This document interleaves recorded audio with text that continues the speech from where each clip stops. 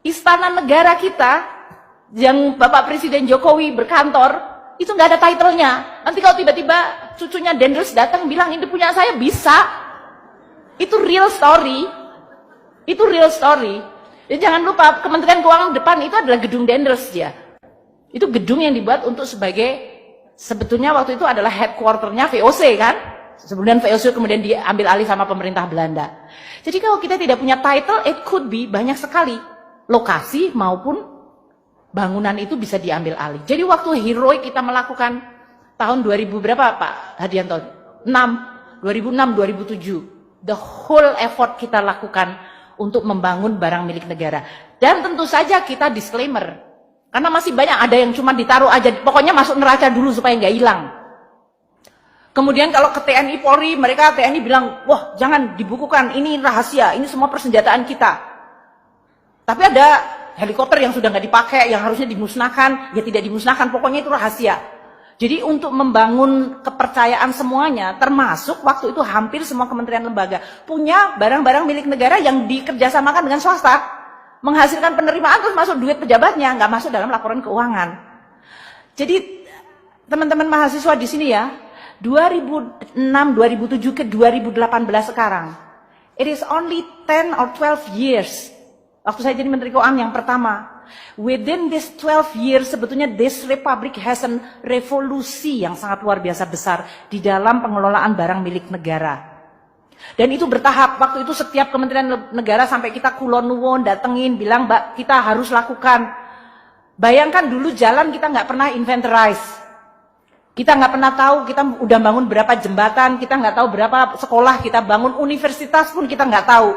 Ada universitas kompleksnya sudah nggak tahu digrogotin sama entah siapa, tiba-tiba hilang, colak sini, coek sini. Itu terjadi.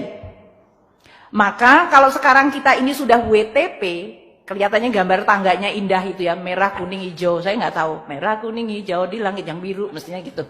Tapi itu menggambarkan the evolution dari kita sekarang, kita sudah masukkan dalam, sudah divaluasi, sudah diadministrasikan, dan bahkan saya minta sekarang adalah pemanfaatan. Kalau saya sering mengatakan pada dirjen kekayaan negara seperti ini, saya pernah tinggal di Amerika cukup lama. Terus saya lihat ini orang kalau di negara maju itu seperti apa sih? Kayaknya makan paginya sama, kita makan pagi, sekolah juga sama, nggak lebih pinter dari kita, negaranya sama aja. Kenapa kok dia bisa disebut negara maju dan kita negara berkembang? Kalau saya perhatiin sistemnya adalah mereka tuh asetnya kerja keras, orangnya kerja biasa-biasa aja. Kalau di Republik kita, orang kerja keras banget, asetnya tidur-tidur aja. So that is the difference. The economic system membuat mereka make sure bahwa semua aset have to work extremely hard. Nggak ada uang nganggur, nggak ada space nganggur, nggak ada barang nganggur, nggak ada capital nganggur. They work very hard, sehingga orangnya bisa kerja biasa aja dan kemudian dia bisa take vacation. Kalau di Republik kita nggak pernah vacation, kerja terus asetnya tidur. Ada suatu kompleks yang bagus didiemin aja 20 tahun, tanahnya bagus banget didiemin, nggak ada yang berani nyentuh. Karena apa ya? Karena milik negara. Negaranya ngapain? Negaranya tidur, orangnya kerja keras. That is what is make us a lot of different. Makanya saya sekarang tuh selalu gelisah. Saya bilang sama Pak Isa, saya nggak peduli dan saya nggak kepengen melihat ada barang negara secuil apapun yang dia itu waste, idle, sia-sia, tidur, malas. Aset kita harus dibuat kerja keras. Makanya sekarang kita pilah-pilah mana yang dipakai untuk fungsi pemerintahan. Mana yang kita lihat, oh kita udah punya. Jadi kalau ada kementerian lembaga bilang saya butuh office space, saya minta anggaran pada Menteri Keuangan untuk bangun office. Why you have to build office? Ini masih ada space lain yang masih kosong. Oh enggak, tapi itu kan sebagian miliknya kementerian lain. Kenapa? Memangnya kalau combine satu gedung miliknya 2 menteri, nggak bisa kerjasama?